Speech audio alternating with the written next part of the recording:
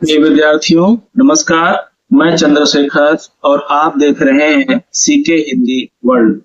C K Hindi world के अंतर्गत UGC net JRF में शामिल रचनाओं के बारे में हम लगातार अध्ययन कर रहे हैं। जो भी रचनाएं उसमें शामिल हैं उसके बारे में बातचीत की जा रही है। पद्मावत के बारे में इसमें बातचीत लगातार जारी है। हम पद्मावत की चर्चा कर रहे हैं। पद्मावत के इस भाग एक में हमने क्या किया था? पद्मावत के सारांश पर बातचीत किया था। पद्मावत के सारांश पर बातचीत हो चुकी है। उसके मुख्य मुख्य पात्रों के बारे में बातचीत हो चुकी है। उसका घटनाक्रम कैसे था, कैसे घटना घटी थी, उस घटनाक्रम के बारे में हमने मोटी मोटी बातें कर ली। आज हम इस भाग 2 में आचार्य रामचंद्र शुक्ल के 10 महत्वपूर्ण कथनों के बारे में बातचीत करेंगे। आचार्य रामचंद्र शुक्ल ने पद्मावत के विषय में 10 महत्वपूर्ण कथन कौन कौन से कहे हैं, उन कथनों के बारे में हम बातचीत करेंगे। वो कथन ऐसे हैं जो परीक्षाओं में पूछे जा चुके हैं और आगे आने वाली परीक्षाओं में पूछे जाने की संभावना है। ठीक है, तो हम पद्मावत के इस दूसरे भाग में आचार्य रामचंद्र शुक्ल महत्वपूर्ण हिंदी साहित्य के महत्वपूर्ण आलोचक आचार्य रामचंद्र शुक्ल के 10 महत्वपूर्ण कथनों पर बातचीत करेंगे। ठीक है, तो आइए चलते हैं। हम सबसे पहले थोड़ा सा पीछे का रिकॉल कर लेते हैं और देखते हैं पद्मावत के बारे में हमने अब तक क्या जाना है। तो पद्मावत के बारे में हमने अब तक क्या जाना है, इसका जो रचना काल है वह 1540 ईस्वी। पद्मावत का रचना काल कब है? 1540 ईस्वी। इसका आचार्य रामचंद्र शुक्ल के अनुसार थोड़ी सी रचना 1520 में शुरू हो गई थी, फिर जाकर के 1540 ईस्वी में इसकी रचना पूरी होती है। उस समय दिल्ली का सुल्तान कौन था? शेर शाह सूरी उस समय दिल्ली का सुल्तान था। शेर शाह सूरी उस समय क्या था? दिल्ली का सुल्तान था। शेर शाह दिल्ली सुल्तान, ये पंक्ति पद्मावत में आती है। ठीक है, उसके बाद हम देखते हैं, हमने जाना था कि पद्मावत किस भाषा में लिखी गई है। पद्मावत अवधी भाषा में लिखी गई है। पद्मावत अवधी भाषा में लिखी गई है। ठेठ अवधी का प्रयोग इसमें किया गया है। ठेठ अवधी भाषा में पद्मावत लिखी गई है। ठीक है, उसके बाद हमने कुछ और महत्वपूर्ण तथ्यों को जाना था। इसमें कुल कितने खंड हैं, इसमें पद्मावत में कुल कितने खंड हैं, इसके बारे में हमने बातचीत किया था। पद्मावत में कुल कितने खंड हैं? 57 खंड हैं पद्मावत में। पद्मावत में कितने खंड हैं? 57 खंड है पद्मावत में। और इसमें हमने ये भी महत्वपूर्ण देखा था कि पद्मावत में दोहा चौपाई का जो क्रम है वो कैसा है। पद्मावत में दोहा चौपाई का जो क्रम है वो कैसा है? तो 7 चौपाइयों पर एक दोहा है। क्या है? 7 चौपाइयों के बाद फिर एक दोहे का प्रयोग किया गया है। ठीक है, 7 चौपाइयों के बाद एक दोहा इसमें प्रयुक्त हुआ है और इसी क्रम में पूरी की पूरी कथा कही गई है। 7 चौपाइयों के बाद एक दोहा है और इसी क्रम में पूरी की पूरी कथा पद्मावत की कही गई है। ठीक है, 7 चौपाइयों के बाद एक दोहा है। 7 चौपाइयों के बाद एक दोहा है और इसी क्रम में पूरी की पूरी पद्मावत की कथा जो 57 खंडों में है, वो 57 खंडों की कथा 7 चौपाइयों और एक दोहे के क्रम में ऐसे लिखी गई है। इसकी भाषा ठेठ अवधी है। शेर शाह सूरी उसमें दिल्ली का सुल्तान था। 1540 ईस्वी में पद्मावत पूरी होती है। पद्मावत का रचना काल एक तरह से 1540 ईस्वी माना जाता है। ठीक है, उसके बाद हमने कुछ और महत्वपूर्ण इसके बारे में बातचीत की थी। उसमें हमने देखा था, हम देखते हैं कि जो पद्मावत के महत्वपूर्ण खंड है, पहला, कुछ मध्य का और एक आखिरी खंड के बारे में जरूर जानना चाहिए। तो पद्मावत के बारे में हमने जब जाना कि 7 चौपाइयों के बाद एक दोहा है, उसमें 57 खंड है, तो कुछ खंडों के बारे में हम जान लेते हैं। पद्मावत का पहला खंड कौन सा है? पद्मावत के पहले खंड में खंड को जान लेना चाहिए कौन सा खंड है। वो कौन सा खंड है? स्तुति खंड। पद्मावत का पहला खंड कौन सा है? स्तुति खंड। ठीक है, पद्मावत का पहला खंड कौन सा हो गया? स्तुति खंड। 2-3 खंडों को जान लेना चाहिए कि कौन कौन से खंड है। तो पद्मावत का पहला खंड कौन सा है? स्तुति खंड। उसके बाद हम दूसरे खंड के बारे में जानते हैं। दूसरा खंड कौन सा है? सिंघल द्वीप वर्णन खंड। दूसरे खंड में सिंघल द्वीप का वर्णन किया गया। दूसरा खंड कौन सा है? सिंघल द्वीप वर्णन खंड। ठीक है, सिंघल द्वीप वर्णन खंड इसका दूसरा खंड है। ठीक है, तो पहला खंड, दूसरा खंड, तीसरा, चौथा, पांचवा, इस तरह से कुछ खंडों को याद रखना चाहिए, ताकि शुरू से ही कहीं ऐसा न पूछ ले कि पद्मावत के खंडों को क्रम से मिलाइए, पहला कौन सा आया है और उसके बाद कौन सा आया है। इस तरह के प्रश्न पूछे जा सकते हैं। हो सकता है कि इस तरह का प्रश्न पूछ ले, क्योंकि नए प्रकार के प्रश्नों के जो पूछने का सिलसिला शुरू हुआ है, उससे यह संभव है कि इस प्रकार के प्रश्न पूछे जाएं। ठीक है, तो हम यहाँ पर एक बार देख लेते हैं कि पहला से लेकर के कुछ खंड कौन कौन से हैं।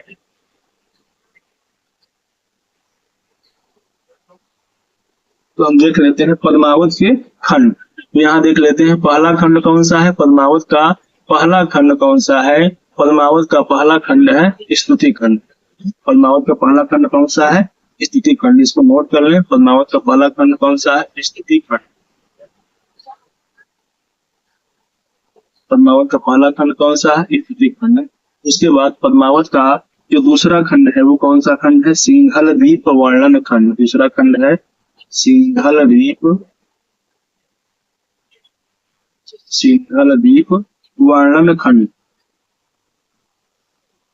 सिंघल द्वीप वर्णन खंड। उसके बाद पद्मावत का जो तीसरा खंड है, तीसरा खंड जन्म खंड। तीसरा खंड कौन सा खंड है, जन्म खंड। फिर पद्मावत का जो चौथा खंड है वो कौन सा खंड है, मानस रोदक खंड। मानस रोदक खंड। मानस रोदक खंड पद्मावत का चौथा खंड है।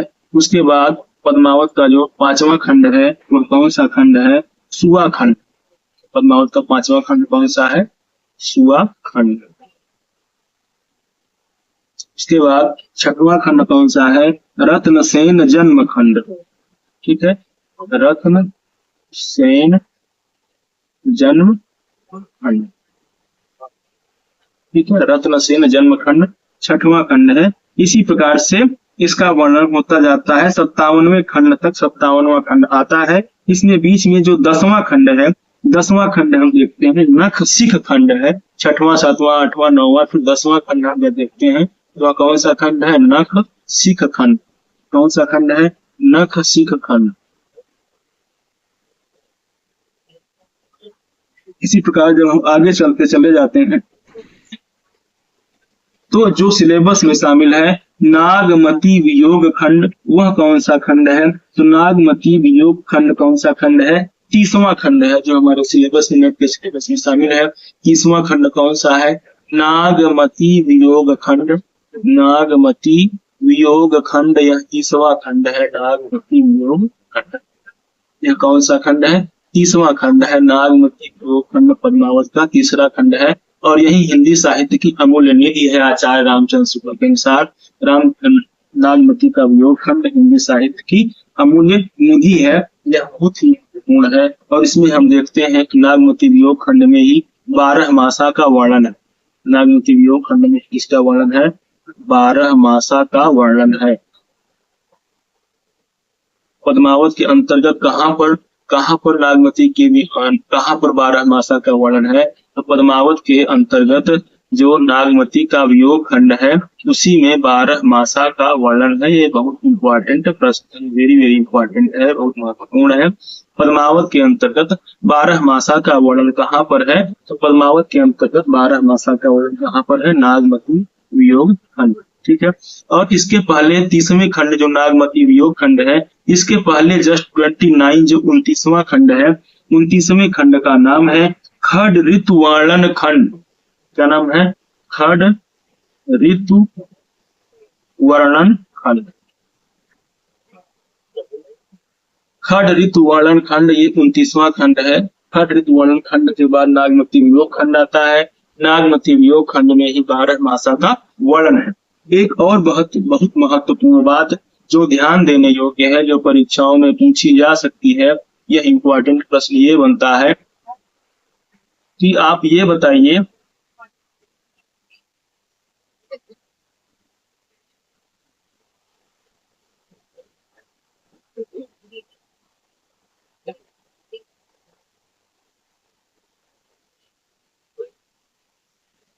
हमने पढ़ा था अब तक आदिकाल के अंतर्गत हम लोग जिन रचनाओं का अध्ययन किया था उनमें संदेश राशक एक रचना हमने पढ़ी थी, संदेश राशक, ठीक है, संदेश राशक।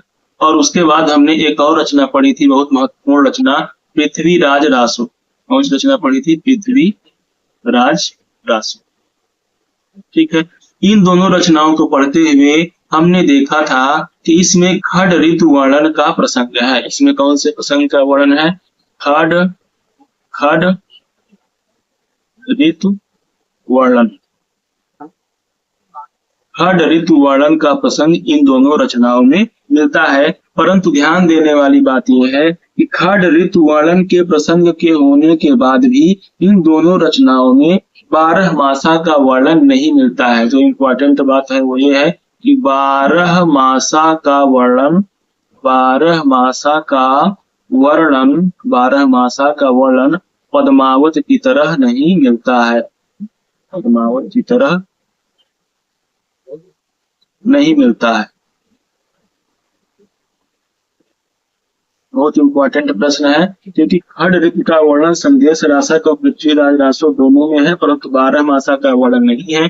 जबकि पद्मावत में हमने देखा कि खड ऋतु का भी वर्णन है और 12 मासा का भी वर्णन है। तो खड ऋतु का वर्णन पद्मावत के किस खंड में है? 29वें खंड में। उस खंड का नाम ही है खड ऋतु वर्णन खंड। और फिर 30वां खंड कौन सा है? नागमती योग खंड। उसी नागमती योग खंड में कवि जायसी ने, मलिक मोहम्मद जायसी ने 12 मासा का वर्णन किया हुआ है नागमती खंड में। उसके पहले 29वें खंड में खड ऋतु का वर्णन किया हुआ है, ठीक है। इस तरह पहला खंड जो हो जाता है वो स्तुति खंड है, दूसरा सिंघल द्वीप खंड है, तीसरा जन्म खंड, चौथा मानस रोदक खंड, पांचवा सुवा खंड, छठवां रत्नसेन जन्म खंड, सातवां और उसके बाद 10वां है नखसिक खंड, फिर 29वां है खड ऋतु वर्णन खंड, फिर 30वां है नागमती वियोग खंड, ठीक है।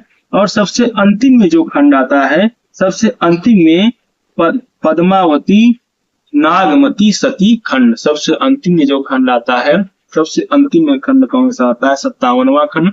57वें खंड का क्या नाम है? पद्मावती नागमती सती खंड, क्योंकि पद्मावती और नागमती दोनों अंत में सती हो जाती हैं। रत्नसेन की मृत्यु हो जाने के बाद, युद्ध में मृत्यु को प्राप्त हो जाने के बाद उनकी चिता में बैठ करके दोनों रानियां सती हो जाती हैं। इसके पहले हम एक और देख लेते हैं, 57 के पहले जो खंड है 56, 56वें खंड में का क्या नाम है? राजा रतन सेन बैकुंठवास खंड, ठीक है। राजा रत्न सेन बैकुंठवास, बैकुंठवास खंड। राजा रतन सेन बैकुंठवास खंड कौन सा है? 56 नंबर पे आता है। उसके बाद 57 नंबर पे पद्मावती नागमती सती खंड आता है। सबसे अंत में पद्मावती और नागमती दोनों रानियां सती हो जाती हैं। उसका नाम है पद्मावती, पद्मावती नागमती सती खंड, ठीक है। पद्मावती नागमती सती खंड। इस तरह से हम शुरू के, दो मध्य के और दो अंतिम के ऐसे महत्वपूर्ण खंडों के बारे में हमने जानकारी प्राप्त की। इसके पहले से लेकर आखिरी खंड तक के, पहले यानी स्तुति खंड से लेकर के आखिरी 57वें मतलब पद्मावती नागमती सती खंड का क्रम हमेशा याद रहना चाहिए, ताकि अगर क्रम पूछ ले कि इसको आरोही क्रम में लगाइए, मतलब पहला खंड कौन है, दूसरा खंड कौन है, बढ़ते हुए क्रम में लगाइए, तो इसको ऐसे याद रहना चाहिए, ठीक है। अब हम चलते हैं जो हमारा मुख्य ध्येय था इस कक्षा का, आचार्य रामचंद्र शुक्ल के, आचार्य रामचंद्र शुक्ल के महत्वपूर्ण कथन कौन कौन से हैं जो उन्होंने मलिक मोहम्मद जायसी और पद्मावत को लेकर के कहे, ठीक है। मलिक मोहम्मद जायसी और पद्मावत को लेकर के कहे। एक बात और ध्यान देने की है कि मलिक मोहम्मद जायसी का जन्म कब हुआ था?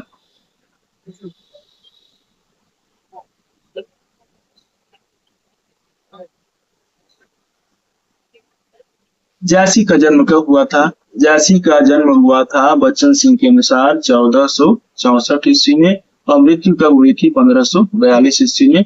इसको ध्यान में रखना आवश्यक है। 1464 से 1542 इसके अनुसार है, बच्चन सिंह के अनुसार, बच्चन सिंह के अनुसार, बच्चन सिंह के अनुसार। ये आपको कहाँ मिलेगा समय? हिंदी साहित्य का दूसरा इतिहास में, हिंदी साहित्य का दूसरा इतिहास, दूसरा, ठीक है। उसमें आपको देखने को मिलेगा कि 1464 से लेकर 1542 तक बच्चन सिंह ने जायसी का कथन, जायसी का समय माना है, पंडित मोहम्मद जायसी का समय।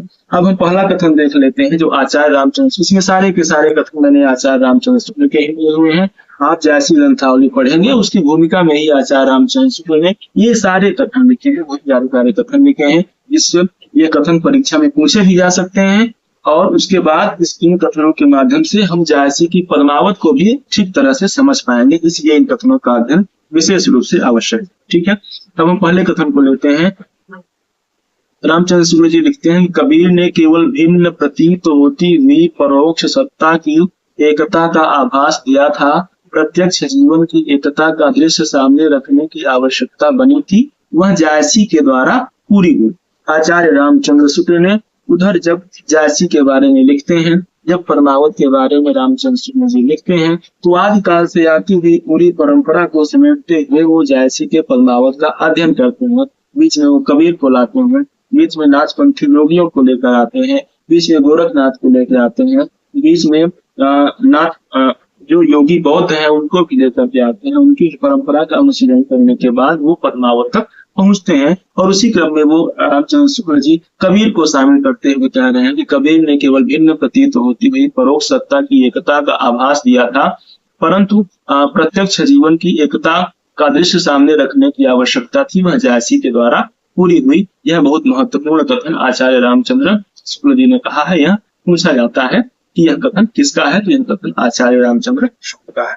कबीर ने परोक्ष केवल भिन्न प्रतीत होती हुई परोक्ष सत्ता की एकता का आभास दिया था। इसका मतलब क्या है कि जो हिंदू और मुसलमान दो अलग अलग लोग हैं, ये अपने को अलग अलग समझते हैं और अपना ईश्वर और अपना खुदा भी अलग अलग समझते हैं, अपना राम अपना अल्लाह भी अलग अलग समझते हैं। दरअसल ये दोनों एक ही सत्ता के नाम है। इसीलिए जो दो भिन्न भिन्न सत्ता को मानने वाले लोग थे, कबीर ने उनको बताया कि ये दोनों सत्ताएं आपस में अलग अलग है ही नहीं, ये दोनों सत्ताएं एक ही हैं। इसीलिए शुक्ल जी शब्दावली का प्रयोग करते हैं। राम और रहीम की एकता का प्रतिपादन कबीरदास जी करते हैं, ईश्वर अल्लाह की एकता का प्रतिपादन करते हैं। वो दोनों को भिन्न मानते ही नहीं है, एक ही मानते हैं। इसीलिए रामचंद्र शुक्ल जी ने कहा कि कबीर ने केवल भिन्न प्रतीत होती हुई परोक्ष सत्ता की एकता का आभास दिया था।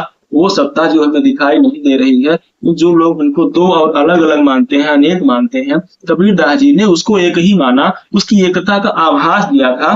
परंतु आभास उन्होंने दे दिया था कि ऐसा होता है, परंतु कथा के माध्यम से कह करके प्रत्यक्ष जीवन की एकता का दृश्य सामने रखने की आवश्यकता बनी हुई थी, और वो जायसी द्वारा पूरी होती है। जायसी आगे चलकर अपने पद्मावत के 57 खंडों के माध्यम से उस कथा को आगे बढ़ाते हैं और उसको इस तरह से प्रस्तुत करते हैं कि राम रहीम की एकता का प्रतिपादन होता है, वो दृश्य के रूप में हमारे सामने आता है, प्रत्यक्ष जीवन की एकता का दृश्य सामने हमारे आ जाता है। इसीलिए रामचंद्र शुक्ल ने इस कथन का प्रयोग करते हैं। तो कहने का अभिप्राय ये, ठीक है, ये बहुत महत्वपूर्ण कथन है, इसको जरूर याद रखेंगे।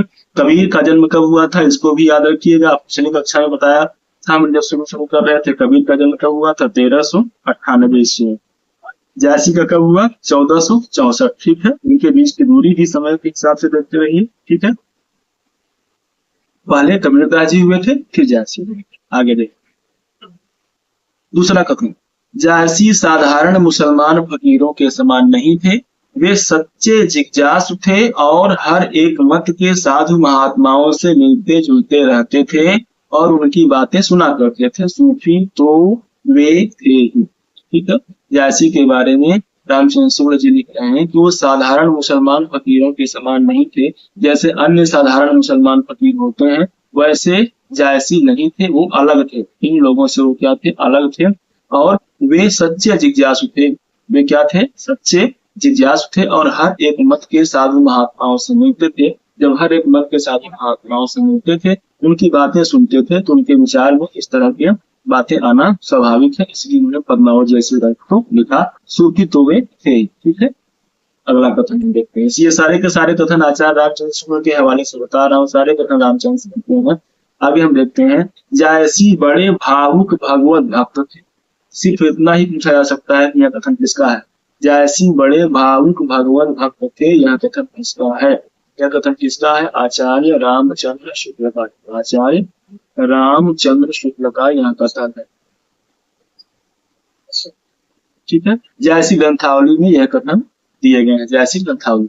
जायसी बड़े भावुक भगवत भक्त थे और अपने समय में बड़े ही सिद्ध पहुंचे हुए फकीर माने जाते थे, पर कबीर दास के समान अपना एक निराला पंथ निकालने का हौसला उन्होंने कभी नहीं किया। कबीर दास जी के साथ रामचंद्र शुक्ल को जो नाराजगी थी वो थोड़ी सी इस बात को लेकर के थी कि कबीर दास जी ने अपना एक अलग पंथ निकालने का हौसला कर लिया, उनका एक रास्ता अलग हो गया। लेकिन जो मलिक मोहम्मद जायसी थे, उन्होंने जिस मिल्लत या समाज में जन्म लिया था, जायसी ने जिस मिल्लत या समाज में उनका जन्म हुआ, उसके प्रति अपने विशेष कर्तव्यों के पालन के साथ साथ वे सामान्य मनुष्य धर्म के सच्चे अनुयायी थे। यहाँ से भी दिया जा सकता है कोटेशन में किसके बारे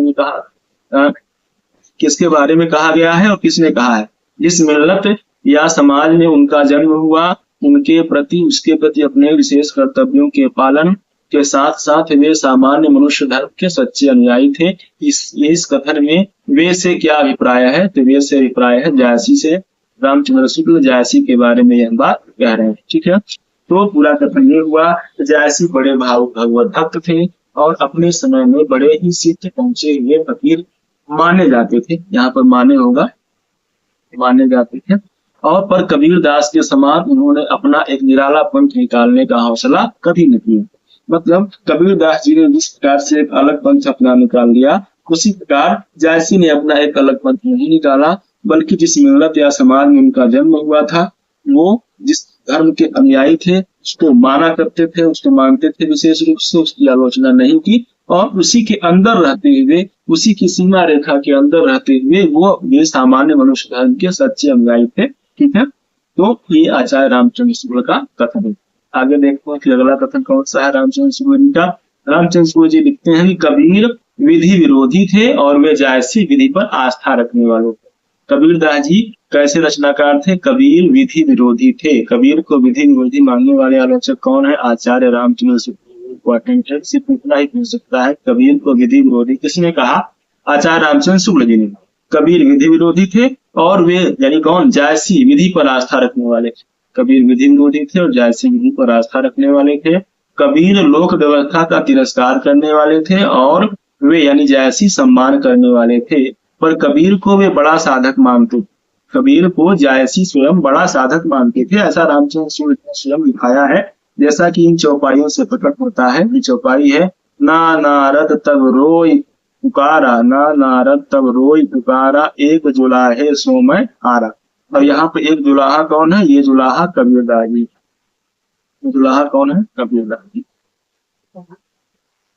ना नारद तब रोई पुकारा, एक जुलाहा सो मैं हारा। ठीक है, तो कबीर दास विधि विरोधी थे, रामचंद्र शुक्ल लिखते हैं कबीर विधि विरोधी थे और जायसी विधि पर आस्था रखने वाले। कबीर लोक व्यवस्था का तिरस्कार करने वाले थे और वे यानी जायसी सम्मान करने वाले, पर कबीर को जायसी बड़ा साधक मानते थे। लिखते हैं ना नारद तब रोई पुकारा, एक जुलाहे सो मैं हारा। वो जुलाहा कौन है? कबीर दास जी। तो हम देखते हैं अगला कथन शुक्ल जी के अनुसार कौन सा? शुक्ल जी लिखा हुआ है कि पद्मावत रचना काल क्या है? 1540 में पूरी हुई। इसमें दिल्ली का सुल्तान कौन था? शेरशाह। ठीक है, दिल्ली का सुल्तान कौन था? शेरशाह। पद्मावत को पढ़ने से यह प्रकट हो जाएगा कि जायसी का हृदय कैसा कोमल और प्रेम की पीर से भरा हुआ था। इंपॉर्टेंट है, प्रेम की पीर से भरा हुआ था। पद्मावत को पढ़ने से यह प्रकट हो जाएगा कि जायसी का हृदय कैसा कोमल और प्रेम की पीर से भरा हुआ था। क्या लोक पक्ष में और क्या भागवत पक्ष में, दोनों ओर उनकी गूढ़ता और गंभीरता विलक्षण दिखाई देती है। यह रामचंद्र शुक्ल जी का बहुत महत्वपूर्ण कथन है। प्रेम की पीर से जायसी का हृदय भरा हुआ था, यह रामचंद्र शुक्ल जी कहते हैं। लोक पक्ष में और भागवत पक्ष में दोनों ओर उनकी गूढ़ता और गंभीरता दिखाई देती है, ऐसा रामचंद्र जी लिख रहे हैं। ठीक है, अगला देखते हैं। अपनी कथा को काव्योपयोगी रूप देने के लिए ऐतिहासिक घटनाओं के ब्यौरों में कुछ फेर फार करने का अधिकार कवि को बराबर रहता है। जायसी ने भी इस अधिकार का उपयोग बराबर किया। जायसी के कल्पना के उपयोग करने के अधिकार को लेकर के शुक्ल जी लिख रहे हैं कि अपनी कथा को काव्योपयोगी रूप देने के लिए ऐतिहासिक घटनाओं के ब्यौरों में कुछ फेर फार करने का अधिकार कवि को बराबर रहता है। जायसी ने भी इस अधिकार का उपयोग बराबर किया हुआ है।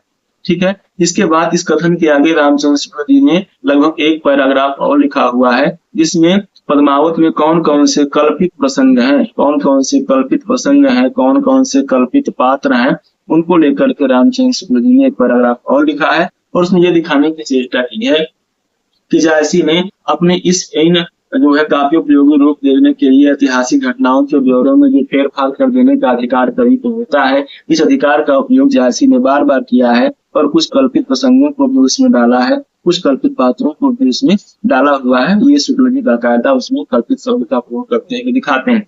लेकिन आदिकाल में जब हम देखते हैं, जब पृथ्वीराज रासो का प्रसंग होता है, तब पृथ्वीराज रासो के प्रसंग में शुक्ल जी दूसरी बात करते हैं। तो थोड़ा सा अंतर विरोध निकल करके यहाँ पे सामने आता है कि पृथ्वीराज रासो के प्रसंग में वो लिखते हैं कि रासो में जो कल्पित घटनाएं पड़ी हुई हैं इतिहास विरुद्ध, उसका हम क्या करें। माना कि रासो इतिहास नहीं है, काव्य ग्रंथ है, परंतु फिर भी ऐतिहासिक घटनाओं में आवश्यकता के बिना कोई फेर बदल नहीं किया जाता है। तो फिर प्रयोग एक शब्द का प्रयोग करते हैं कि वास्तव में पद्मावत पृथ्वीराज रासो पूरा का पूरा जाली ग्रंथ है। पृथ्वीराज रासो को रामचंद्र शुक्ल जी किस शब्द का प्रयोग करते हैं कि पृथ्वीराज रासो पूरा का पूरा जाली ग्रंथ है। कौन सा ग्रंथ? पृथ्वीराज रासो।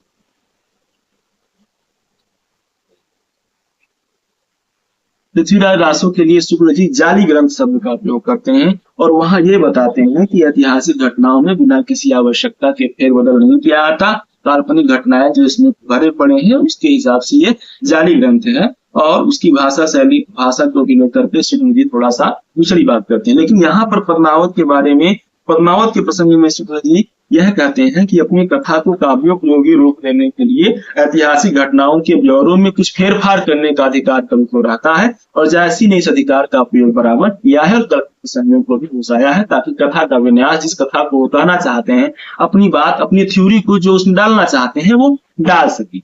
ठीक है। तब यहाँ पे शुक्ल जी का थोड़ा सा अंतर विरोध निकल करके सामने आता है। इसको हम आगे फिर से देखेंगे जब पृथ्वीराज रासो पर भी जब बात करेंगे, अलग अलग स्वतंत्र रूप से रचनाओं पर स्वतंत्र रूप से बात करेंगे। बाकी हिंदी साहित्य के इतिहास को आदिकाल से लेकर के अब तक हम बात करते रहेंगे।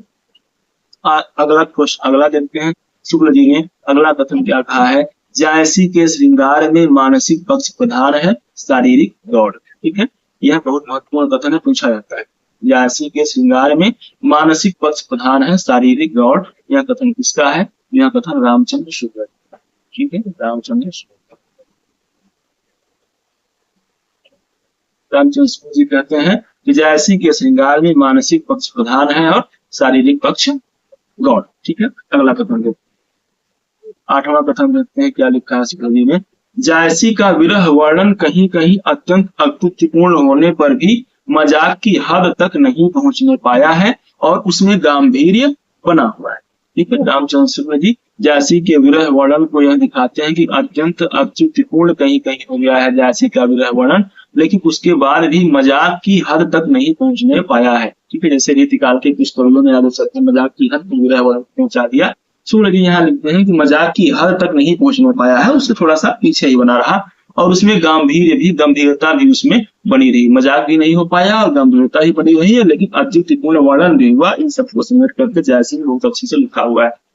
इनकी अत्युक्तियां बात की करामात नहीं जान पड़ती, हृदय की अत्यंत तीव्र वेदना के शब्द संकेत प्रतीत होती है। उसके अंतर्गत जिन पदार्थों का उल्लेख होता है वे हृदयस्थ ताप की अनुभूति का आभास देने वाले होते हैं। बाहर से ताप की मात्रा नापने वाले मानदंड नहीं होता। ठीक है, तो जायसी के विरह वर्णन अत्युक्तिपूर्ण होने के बावजूद भी मजाक की हद तक नहीं पहुंचा है, उसमें गंभीरता बनी हुई है। उनकी जो बातें हैं, अत्युक्तियां जो है, जायसी की जो अत्युक्तियां हैं वो बात की करामात नहीं जान पड़ती, हृदय की अत्यंत तीव्र वेदना से निकली हुई जान पड़ती है। और जो उसके अंतर्गत जिन पदार्थों का उल्लेख होता है वे हृदयस्थ ताप की अनुभूति का आभास देने वाले होते हैं। जो बाहरी उछल कूद है वो हृदय के ताप की अनुभूति का आभास देने वाले हैं। वास्तव में बाहर से ताप की मात्रा नापने वाले कोई बाह्य मानदंड इसमें मात्र नहीं। ठीक है, तो इन कथनों के माध्यम से हम रामचंद्र शुक्ल जी के विचारों को पद्मावत के बारे में समझ पा रहे हैं और पद्मावत की मूलभूत विशेषताओं को भी समझ पाने में समर्थ हो रहे हैं। ठीक है, अगला कथन देखते हैं कि नागमती का वियोग हिंदी साहित्य में विप्रलभ श्रृंगार का अत्यंत उत्कृष्ट निरूपण है। ये बहुत महत्वपूर्ण कथन है, पूछा जाता है बार बार। इसका कथन है नाग पद्मावत के बारे में किसका कथन है? तो नागमती का वियोग वर्णन, वियोग हिंदी साहित्य में विप्रलम्भ श्रृंगार का अत्यंत अत्यंत उत्कृष्ट निरूपण है। यह कथन किसका है? रामचंद्र शुक्ल जी का है। रामचंद्र, बहुत महत्वपूर्ण कथन है, बार बार पूछा गया। उसके बाद नागमती का वियोग वर्णन हिंदी साहित्य में विप्रलम्भ श्रृंगार का अत्यंत उत्कृष्ट निरूपण है। उसके बाद अंतिम, आज का अंतिम कथन है नागमती का विरह वर्णन हिंदी साहित्य में एक अद्वितीय वस्तु है। बहुत इंपॉर्टेंट है, यही पूछा गया है, बहुत इंपॉर्टेंट कथन है। नागमती का विरह वर्णन हिंदी साहित्य में एक अद्वितीय वस्तु है। यह कथन किसका है? आचार्य रामचंद्र शुक्ल का। इस प्रकार हम पद्मावत के खंडों के बारे में हमने कुछ जाना, पद्मावत के प्रकाशन वर्ष के बारे में जाना, पद्मावत में कितने खंड हैं, पद्मावत की भाषा कौन सी है, ठेठ अवधि है, और पद्मावत के बारे में आचार्य रामचंद्र शुक्ल जी ने तो 10 कथन कहे हैं, जो महत्वपूर्ण कथन कहे हैं, उनमें से 10 कथनों को हमने आज पढ़ा। आगे भी यह कथन जारी रहेंगे। रामचंद्र शुक्ल जी ने पद्मावत के बारे में बहुत ही शानदार लिखा हुआ है, उसकी जरूरत है। पद्मावत की प्रतीक योजना, पद्मावत का कथा विधान, पद्मावत में अलंकार योजना, पद्मावत में और भी बहुत सारी बातें जिस पर हमें बातचीत करनी है। ठीक है, आप लगातार जुड़े रहें। और एक हमने जिन 3 सारे कथनों को जिस किताब से करवाया है उसको आप देख सकते हैं। आप मलिक मोहम्मद जायसी का जो जायसी ग्रंथावली है, आचार्य रामचंद्र शुक्ल ने संपादित किया है। जायसी ग्रंथावली को आचार्य रामचंद्र शुक्ल ने संपादित किया है। इसकी भूमिका आप देखेंगे तो यह सारे कथन आपको मिल जाएंगे। इसका प्रथम संस्करण कब आया हुआ था? संवत 1985 ईस्वी में इसका प्रथम संस्करण प्रकाशित हुआ था। इसका मतलब सन 1924 ईस्वी में जायसी ग्रंथावली प्रकाशित हुई। ठीक है, इसमें रामचंद्र शुक्ल जी ने जायसी की रचनाओं का संकलन किया हुआ है। ठीक है, लगातार आप इस सीके हिंदी वर्ल्ड से जुड़े रहेंगे। पद्मावत का अध्ययन जारी है। आचार्य रामचंद्र शुक्ल के 10 कथनों पे आज हमने बातचीत की। यह बातचीत आगे जारी रहेगी। चैनल को लाइक करें, शेयर करें, सब्सक्राइब करें। फिर मिलेंगे। नमस्कार।